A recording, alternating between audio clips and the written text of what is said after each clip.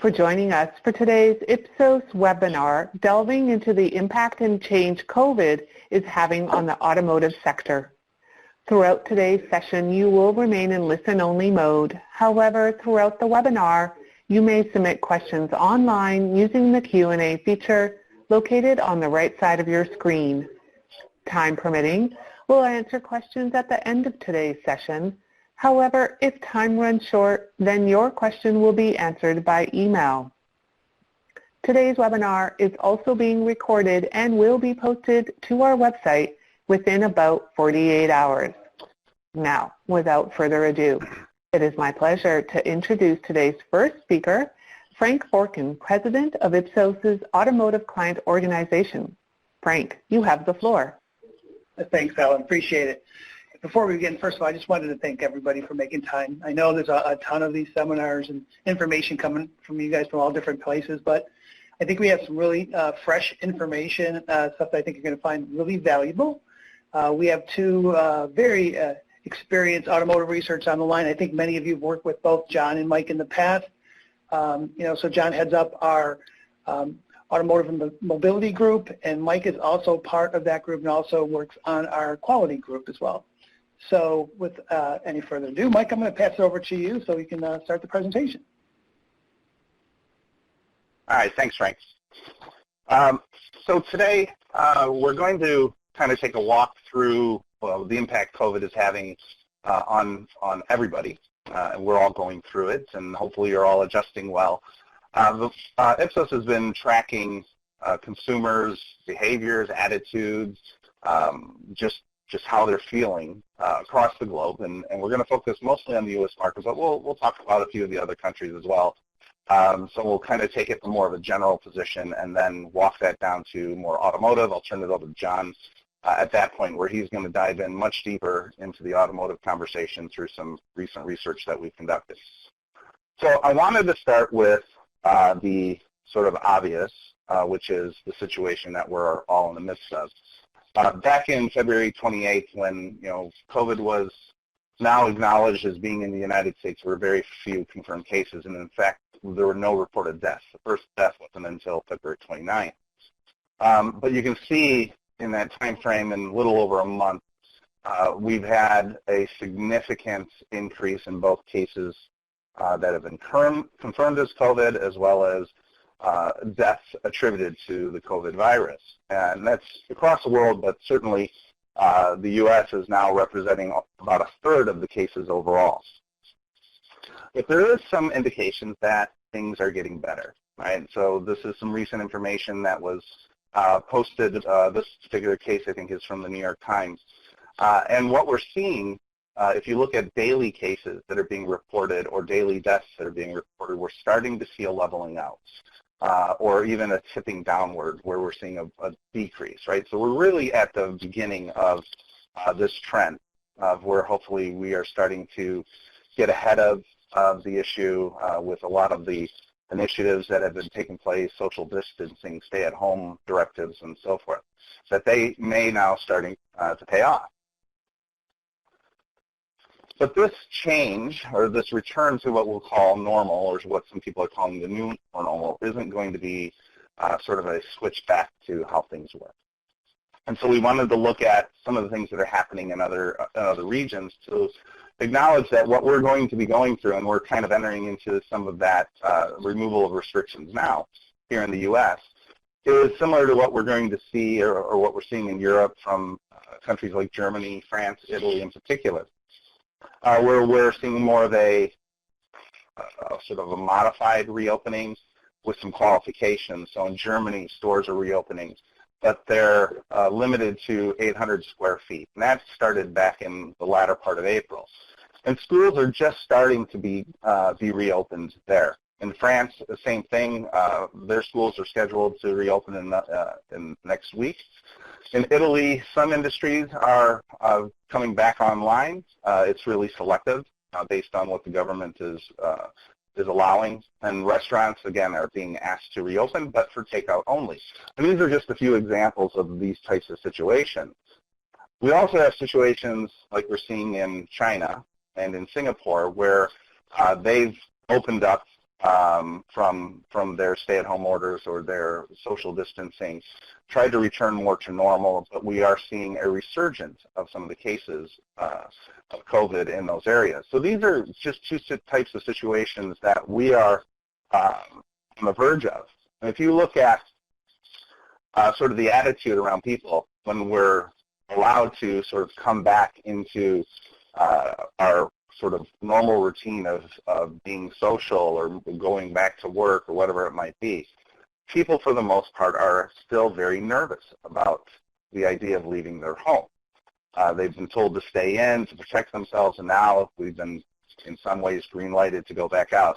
And the U.S. is actually showing more nervousness than the, what's called the worldwide average. About 3 in 4 people are saying, yeah, I'm a little nervous about having to go back out and resume my normal life, whatever that might be. If you look at state by state, the plans that are in place for returning to this sort of new normal and removing the stay-at-home orders. Right now, there were 8 states to begin with that really didn't have those restrictions, or they were more sort of modified. It wasn't really stay-at-home orders, but more recommendations. But then you can see the states that are in the green, these are all that had plans as of May 5th to return back, or to remove stay-at-home orders and then return back to a more quote-unquote normal lifestyle. And then the yellow states are next, and followed by the pink and ultimately red. And there's varying time frames for these. In fact, Oregon pushed out, I believe it was till July 6th recently. But all of these come with qualifications or varying conditions, things from moving it from a stay-at-home to a safer-at-home, which is more be smart, try not to be out as much as possible, use, still try to social distance. Or businesses can return to operation, but with reduced staff. So only 20 or 50% of the staff is allowed to return to the office. So companies are having to work through how are we going to manage that. Now, schools are pretty much remaining closed at this time, but malls, restaurants are starting to open, but again, with reduced capacity. And then other types of establishments, bars, nightclubs, gyms, movie theaters. These are normal places for public gathering. These are going to remain closed, at least for the time being, for most of the states that we had information on. And in many cases, even public beaches are remaining closed. So it is varying state by state. So I'm going to move now into really more specific on U.S. customers and their perception around coronavirus, their attitudes, beliefs, how are they adapting. And this comes from a series of weekly trackers that we've been doing ever since the beginning of the sort of shutdown here in the States and in countries across the globe. So I'm going to start with how are we adapting. So when you look at that, overall, consumers are adapting fairly well. And in fact, they are adjusting well to sort of this need to stay home and only go out for necessities. And in many cases, they're actually reacting somewhat positively. They're saying, hey, I'm taking advantage of this actual time at home, spending more time with family, getting things done, things of that nature. Or they're trying new things. And in some cases, they're even expressing optimism about next month, right, that things are continuing to get better. But there are also some negative issues that are cropping up, people feeling frustrated about being cooped up, or that this is actually quite a disruptor in my life. And so there is sort of that balance of, hey, I'm doing my part, I'm being smart, I'm following that directive, but at the same time, I'm also feeling somewhat restricted. And, of course, there are people who are afraid to even go out for the necessities, so there's that fear level, as well as, hardship in terms of making ends meet. A lot of people have lost jobs or have had their pay reduced or their hours reduced, and that puts strain on folks. When we look at how threatened, though, people are feeling, right? So this is, I'm feeling either very threatened personally by COVID-19 or, so a level of very high or high personal threat. Overall, it's not so bad. 31% are saying, yeah, I do feel that high level of threat. So less than a third of Americans are expressing that. And if you look at this by gender or by age, it really doesn't change much. It's right around in that 31 to 34%. Of the elderly, slightly more concern being expressed or feeling slightly more threatened. And as we track this over the weeks, it really hasn't strayed too far from this range of 31 to 34%. Where we do see a bit of that sort of sway, and that is where you live. So if you live in an urban environment, you actually have a higher degree of threat. And that's somewhat understandable considering that people that are living in heavy urban areas have a lot of, there's a large population, they're closer quarters, less room, very difficult to social distance, not to mention the reliance on public transportation as a means of getting around. And a lot of this has been either shut down completely or reduced, and people aren't feeling very comfortable. In fact, we've seen other published reports that were showing that public transportation in cities across the globe are down 70 to 90% in terms of usage, and ride-hailing is down 60 to 70%. So that puts a great deal of strain on people who live in urban environments for them to be able to get around, let alone the idea of wanting to try to be careful about interacting with others. Now, in suburban areas, they're feeling the less threatened. We're naturally social distanced in that case, so it's a little easier to kind of keep our space and keep control of our, who we're interacting with.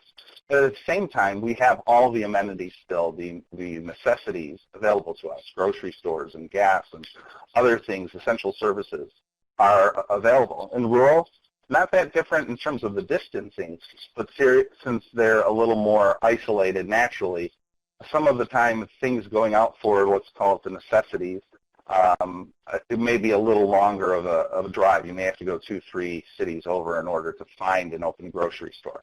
So there is some understandable spread here in terms of why we see the urbanites much more threatened and suburbanites less. All right, so let's talk about feelings. So we asked people, how are you feeling in this sort of situation where you're locked down or staying at home? And many people are saying, yeah, I'm accepting of this, and I'm actually hopeful or even optimistic. But there's also, on the flip side, some concern being expressed with that return to normal. What's it going to be like? How long is it going to take? There's this anxiety people are feeling and loneliness. So what I find most interesting about this slide is that through all of these different choices or all of these different ways that people are feeling, there are really no dominant feelings. There are sort of a range of 21% on that negative end to 26% on the positive end, and quite honestly, everybody is feeling it in between. So it'll be interesting over time to continue to monitor this and see if things are populating more heavily on certain types of feelings or not. But right now, the spread is pretty widespread. All right, so I'm going to delve in a little bit now into more of the automotive conversation.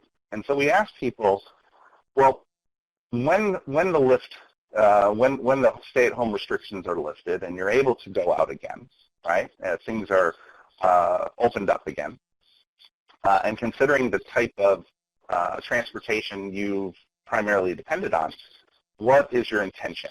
And so when we looked at people who drive their own vehicle versus those that are using ride sharing or those that are using public transportation, what's interesting is that 7 out of 10 people who drive their own vehicle said, hey, when this is lifted, I'm going to use my vehicle as much or more than I have in the past.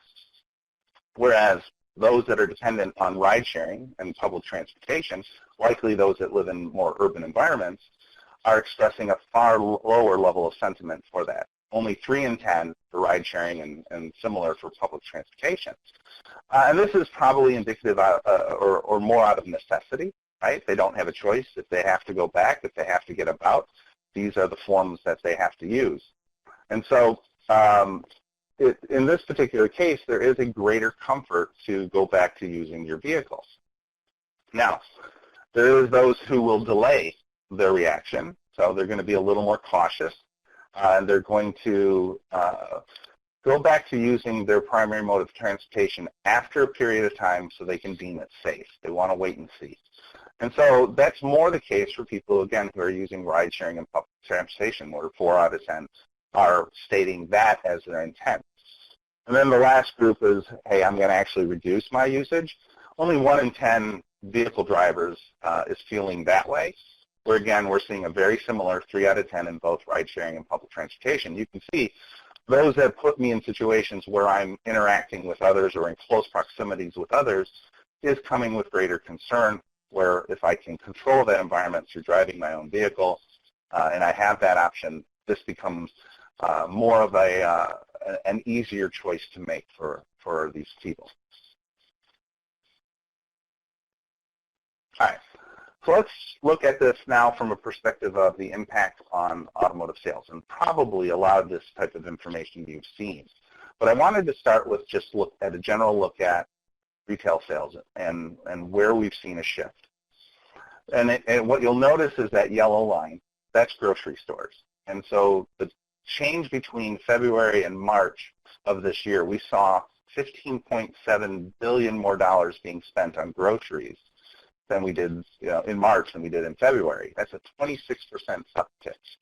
And it's not surprising, because at the beginning of this, when we were first told, hey, we're going to have to lock down, stay at home, people were out stocking up, right? We were buying toilet paper, we were buying water, we were buying extra food, storing it, because we didn't know what it was going to be like, and we didn't know if we were going to be able to get back out to the grocery stores and get the things we need.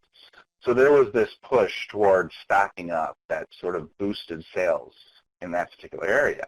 And this will level out as we've gotten more accustomed now to what this process looks like to be able to go out and get the things we need. So we're not overbuying. We are now shopping a little more, let's say, practical or normal, but we're doing it with the social distancing and masks and glove requirements to help protect us.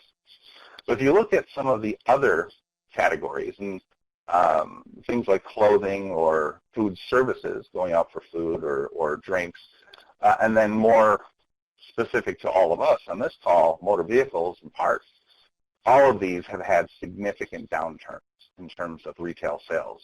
And, we can see for vehicles, it's down 26% from February to March. And this is not surprising. Again, other research we've been looking at, we've seen discretionary purchases are down across the board, 40 to 50%. And much of this, clothing and going out for food as opposed to making our own, and certainly a vehicle, this is not, these are not purchases that are quote unquote necessary all the time, replacing our vehicle as you will. So that's the current situation where groceries doing pretty well, but everything else is really taking a hit, and that's sort of a sign of our economy right now as well. So how does this look for the automotive industry?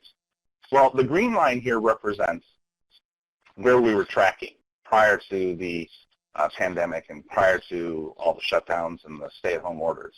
And it was tracking right around that 17 million mark. It was projecting by the end of the year to come in just under 17 million. And the year before, we were at 17. But then once the pandemic took place and we were then forced to lock down, what we saw was a slowing or stoppage in production. And certainly people weren't able to go out and shop for vehicles. Dealerships were closed. Access was not there.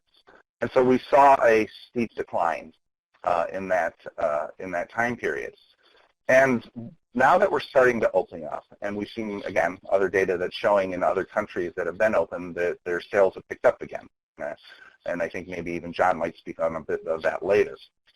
But what we're going to possibly see is that the existing inventory that's out there is going to be used up. People that needed the vehicle but had to delay, or had an intent for a vehicle and had to delay for it because they couldn't get out to buy one, are now going to buy what's available. But we're not producing new product. We're just starting that now. We've just seen plants like in Alabama come online in the last week.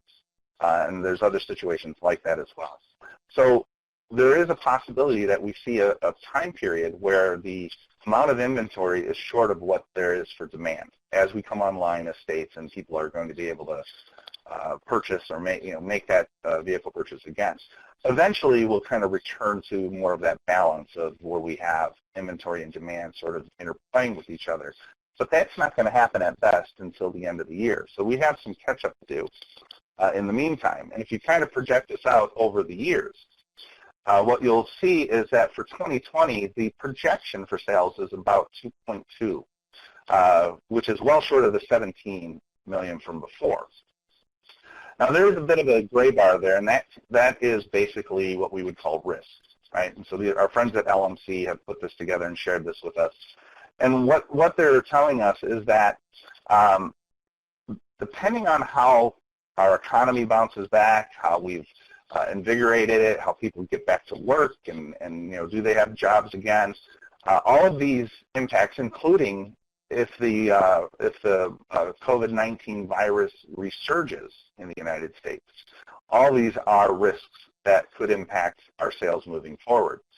So, based on these projections, it's possible, forward-looking, that we could get back to close to the 17 million by 2022, but it's likely to extend even further, again, depending on all of these factors.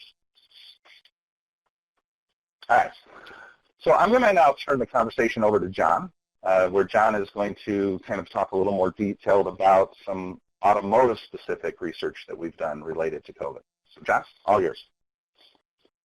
Great. Thanks, Mike. That was very helpful, and I do appreciate you carrying us through. And I know you referenced from LMC this idea of risk, but I also would think of that as perhaps opportunity. How do we capitalize and minimize that amount of risk based off the actions that could be done? And I think with some of our deeper dive data that we have from our COVID-19 Module 0, that'll help us guide that as we go through what amounts to this transition for 2020 for the industry. So with that, why don't, I just want to frame the sourcing of what we did just to ground you, is that, what did we do and when did we do it? Because that is important. We have done our study amongst 11 countries. It was a 15-minute online survey, and we have a very robust sample for us to analyze. We have over 11,000 completes to harvest that enables us to do a variety of data cuts inclusive of vehicle intenders, new and used, segment intention, owners, and then, of course, cross-country comparisons, of course. And the timing, as I alluded to, was at the beginning of April when we did this. And that's when most of the world was in lockdown mode. And so that's where we're getting some of our insights to guide us, what we would call as a baseline, as we look and monitor this through 2020. But the one comparison that will be key, that I'll show some comparisons, is against China. They are about a month, 6 weeks ahead of us in the recovery, and we have some key learnings that we can get from that, and we want to capitalize on that specifically. So with that is who was our sample? It was a general population sample. Specifically, it was, across our 11 countries, as I alluded to. We did get a representative mix of age, gender, location where they live, and vehicles in the household that they have, plus then, children in the household. So you might ask, is that, so why we do this? It seems obvious. Of course, we wanted a deeper dive, but specifically for us and at Ipsos, we have been doing our Mobility Navigator syndicated solution since 2017. And this has been key for tracking what we would call the most disruptive things that are happening in the industry. But as a result of COVID-19, it's become the most disruptive this year, particularly, right? But ultimately wanted to make sure that we understood what was the impact at a deeper level, not just adding a few questions to our tracker, but have a dedicated solution to help us understand what's happening as a result of COVID-19. But also the reason I highlight this is that throughout 2020, we will be adding in subsequent tracking questions through our modules that we will track quarterly. And so we will be monitoring, the autonomous shifts with a connected car. We'll be fielding that in June, and then reporting in July. We will be doing our electrification module. We'll be fielding that in August and reporting in September, and then fielding our shared mobility in November and reporting in December. So these key stages of evaluation will help inform us of influences that the COVID-19 is having throughout 2020, and that will enable us to monitor certain things happening as it relates to modes of transportation they're utilizing, their vehicle intention, as well as even new purchase methods that they would be considering. So we definitely wanted to use that. So just a little bit more on what we can get from this dedicated module. The key topics, of course, would be is the impact of shopping, the purchasing of the vehicle, understanding the shift to transportation methods, and this would be, of course, amongst owners and users of those transportation methods, but also as we go through 2020, understanding the vehicle preferences post-COVID-19, the impact of incentives I have on their interest in getting a new vehicle, and then just this openness to virtual purchasing of vehicles. These are some of the topics I'll highlight. I won't go into all of this detail, but know that you can get a lot more detail if you were a subscriber of this data. And right now, I just would say we're just excited to be able to share some of these insights because we do think it'd be very helpful as we proceed through 2020 together. So with that, I'll start.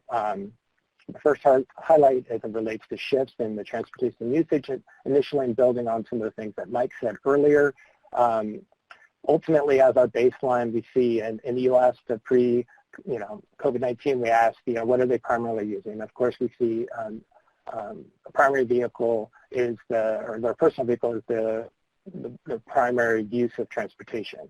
Then we do see that fee-based transportation choices just are more limited in nature overall, but this is our baseline to start from, so you could see in that the fee-based is limited. We would say it's like the ride-hailing, it's public transportation, even taxis is not utilized broadly, but like I said, we're starting here. And what we wanted to understand is after the outbreak, what have we seen is a change in usage. So we're looking at those that would be doing with these activities. So what percent has decreased, what percent has increased, and what has remained the same. And since, of course, we've had our stay-at-home measures in place in the U.S., most of the usage has decreased, and that's what you see with the red bars. And we've grouped these by those that own the transportation versus the fee-based specifically. But we do see, like I say, most of it has decreased. We do see some increase in walking, and that's to be expected.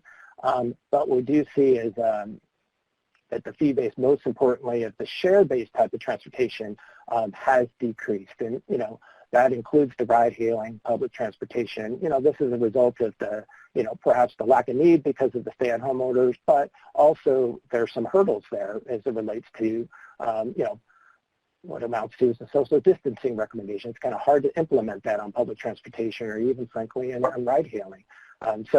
But when we do compare this to China, this is actually a little bit of foresight that we're seeing, again, because they're ahead of us. We see that 64% increase in usage compared to the 8%. And this is an illustration point that we do anticipate as we go through 2020 that there will be more utilization of that primary vehicle. And it will be key to monitor this as we go through 2020, and we look forward to seeing that. Also, as states begin to open up, we will see some of this behavior happening as well in the coming weeks and the coming months specifically.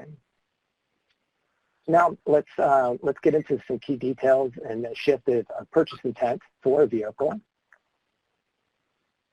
And what we see, to ground us in the pre-COVID-19, it's roughly 1 in 4 would intend to purchase a vehicle in the U.S. in the next 18 months. And then ultimately, 3/4 of them would be intending of getting a new vehicle. And that's, again, like I say, the starting point, the grounding for us. So we wanted to understand is, okay, now that we're post-COVID-19, what will happen? What would change of their purchase choice? And most U.S. intenders would remain the same or increase their likelihood to buy a vehicle, which frankly is very encouraging to see, suggesting that the demand is there. And I know Mike was alluding to it as well as this aspect of the drop of production and inventory. There is some demand there for consumers in the U.S., so that's good to see. But when we compare this across key regions, what do we see as well? And this is very interesting. I said extreme optimism in China, where we see a 63% increase. Again, they're ahead of us. We see decreases for minimal decreases anticipated for China, but we do see a little bit more headwinds or conservatism within Brazil and Euro 5 that are transpiring.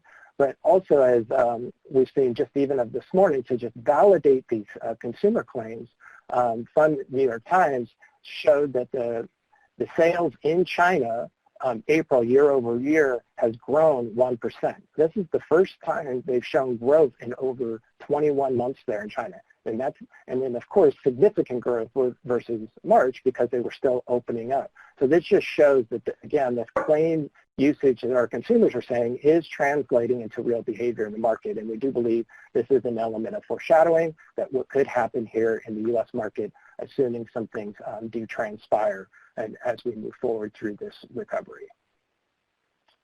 Now, if we look at and try to understand the type of vehicle and how that could change. So they could be shifting from going to a new or used vehicle, a used person could be getting new, and vice versa. So if I focus on just the new vehicle intenders, what would they be doing? And then what of the used vehicle intenders, what would they be doing? And all in all, we see most would remain the same. We don't anticipate a lot of change, but of those who were intending of a new vehicle, more often are going to more likely to lean in and get a new vehicle, and those who were used are more likely to get a used vehicle. So this does suggest that, more or less, it just confirms their initial choices based off of the intentions that they have, and that's as a result of COVID-19.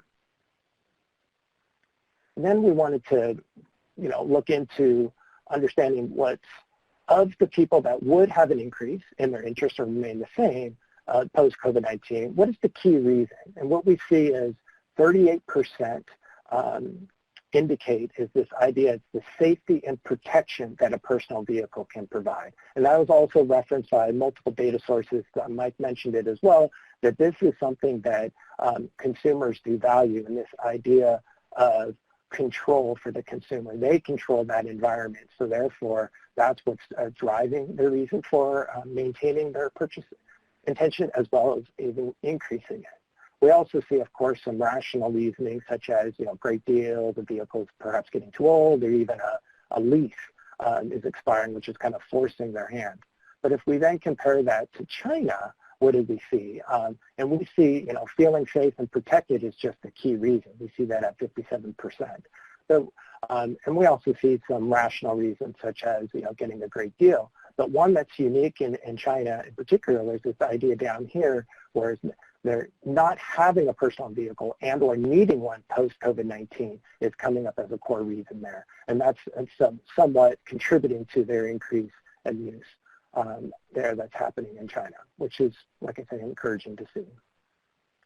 We also asked some questions related to when they are planning to do their change in purchase plan or increase it, what selections could change as a result? What could drive their interest, just to help us understand as an industry what's happening? And what we see is from those selections, what do they anticipate? The biggest thing is, they're expecting the pricing to remain the same and or decrease.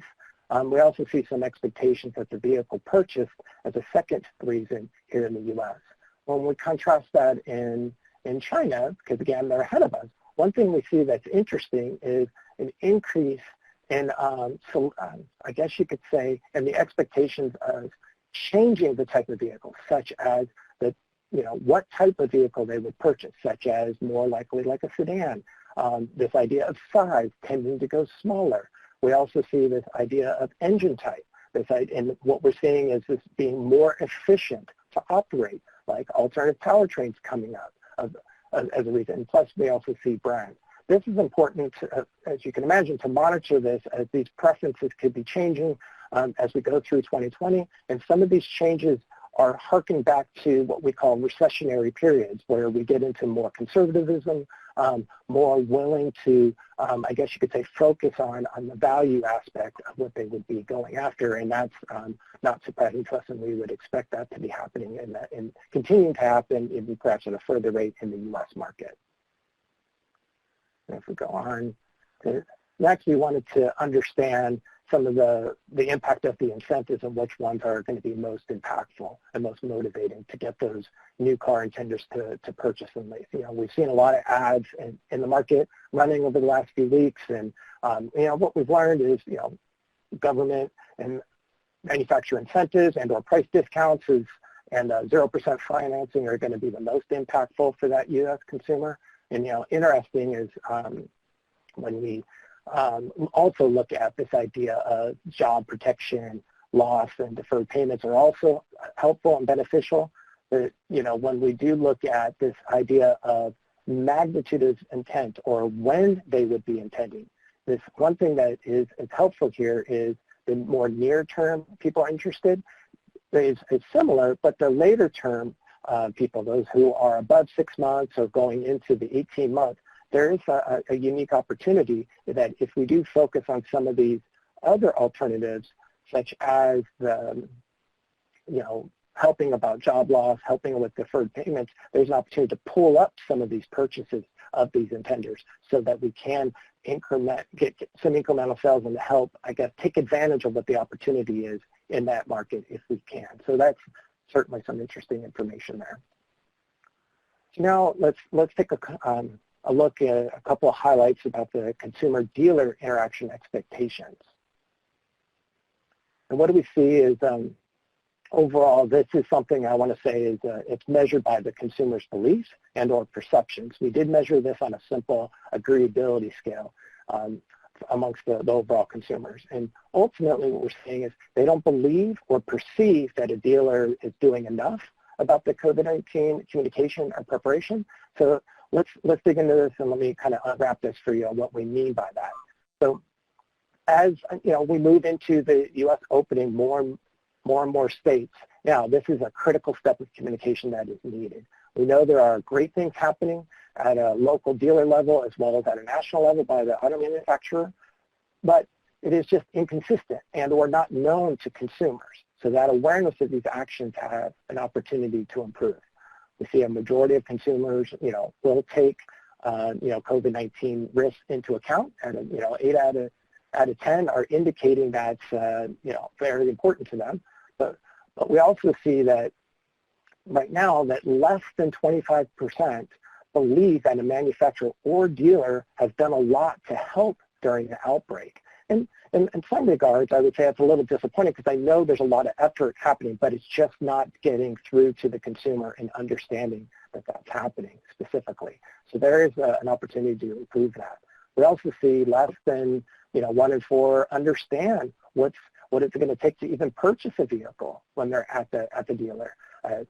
And then lastly, I would highlight that less than a third even understand what steps are being taken on how to get a vehicle serviced at the dealer. There's just a huge opportunity to overcome this perception but through some increased awareness generating efforts to help with the messaging. And I know there's things happening, but ultimately it just has to happen more in order for people to get over the hump and understand that. One key thing we flagged here, and it's kind of hard to display it, so I'll highlight it. When I compared this to China, almost 2/3 are aware of the steps being taken place to purchase and to get a vehicle serviced at the dealer. So that's 2x what's happening in the U.S., and that's just having a direct impact on what's happening in their perceptions. So let's look into that a little further. We also asked, consumers how comfortable they are with the following activities over the next few months, and we see only 50% of U.S. consumers are comfortable going to the dealer to get service.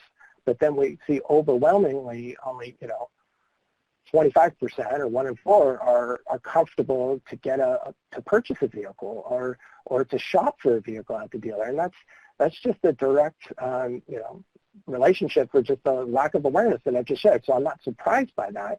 But ultimately, when we compare that to China, we see this aspect of maintenance and service isn't that big of a delta between the U.S. and China, but a huge difference as it relates to going to the dealer and shop and just even being comfortable to be purchasing other vehicles is much greater in China.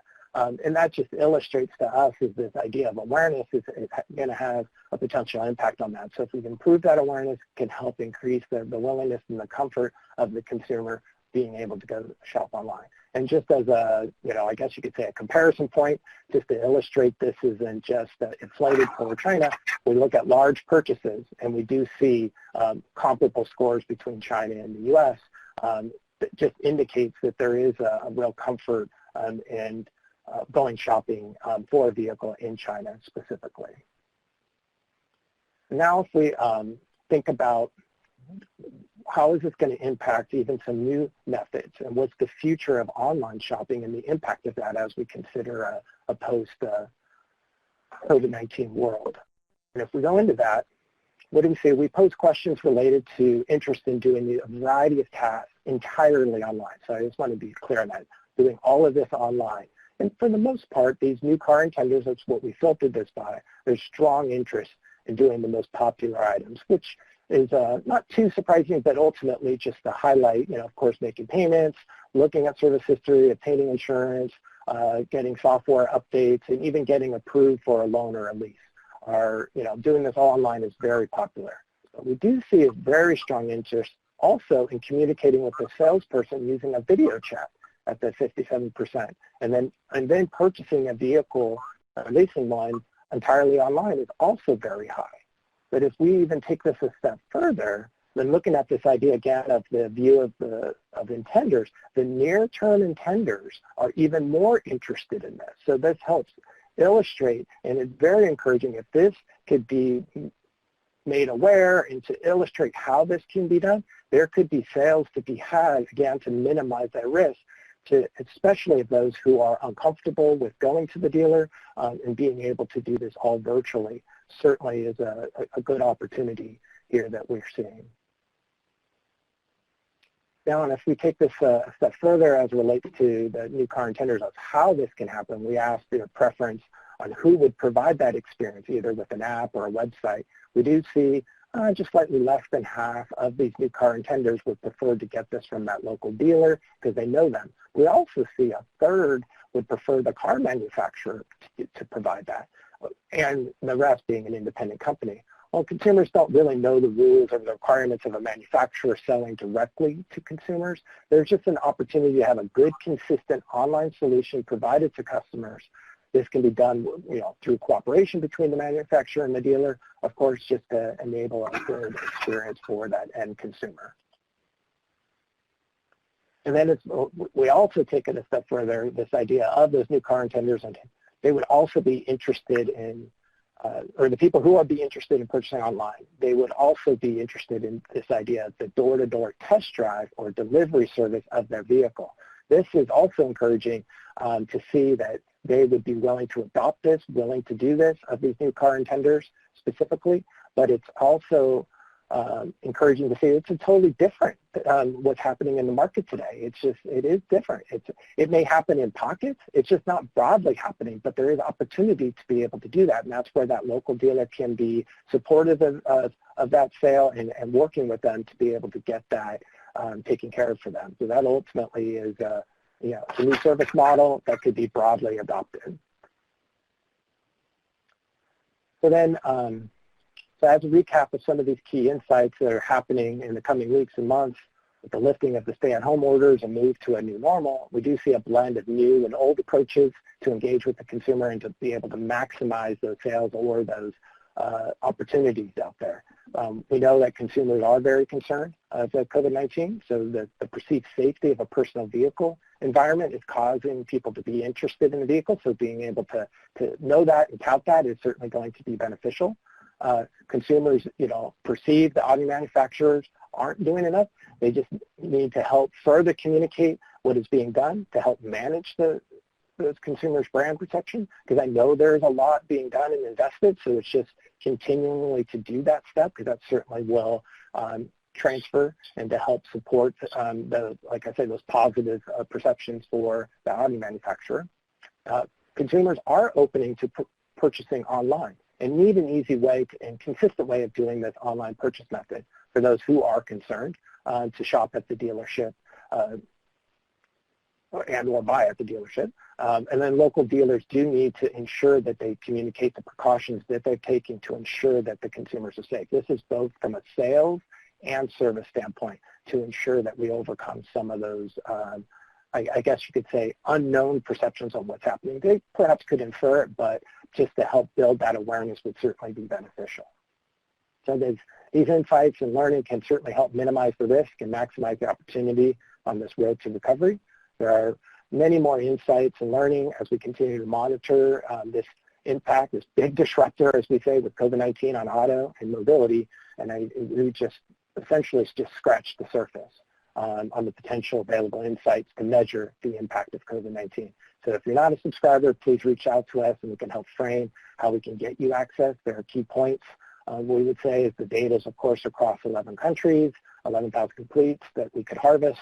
It is affordable tracking throughout 2020, and there are just rich insights to be had to help just measure the impact of 2019 and, again, on our road to recovery. So with that, I will hand this over to Frank, who will discuss another opportunity we have coming up here later in May. Yeah, thanks, John. Thanks, John. Thanks, Mike. Good job. Again, you guys have only touched on just the tip of the iceberg, so a lot of information out there. To the point of, so actually several of our clients have asked, we've been to a lot of your webinars, a lot of different things, brand, product, and so on, and the relationship that CV-19 is having on that, the impact. But a lot of those have been more general. And so one of the ideas that actually one of the individuals on this call had was actually putting together a virtual conference kind of focused primarily on auto and breaking down certain areas, for example, the brand advertising marketing aspects and, you know, what's working in auto and what can we learn from other industries. The same thing with the whole retail. You know, as we start opening up dealerships, you know, what are customers going to be expecting? What, again, can we learn not only from China and some of the other countries that are further along, but also what's going on within our own country.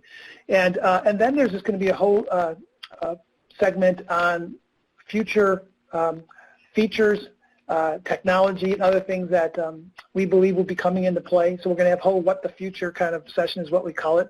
So we're excited about that. It's in development. We're actually going to bring in some additional outside speakers as well. It'll be the first kind of like what I'd call, like I said, a summit, a virtual summit. It's going to last from 10 o'clock to 3 o'clock with some breaks, and clients can be able to come in and out as they choose. But wanted to give you guys a heads up on that. And again, I just wanted to thank you guys for your time. We don't have time for questions. The one question I can answer is this presentation going to be available? And the answer is yes. So you guys will be getting information on the link and the PDF most likely by Monday, possibly tomorrow night. Just take some time to kind of go through that process. So again, thanks again, everybody. Ellen, did you have any final words, or did I hit that? You got it all, and great job to the team here. Thank you very much. All right. Thanks, everybody.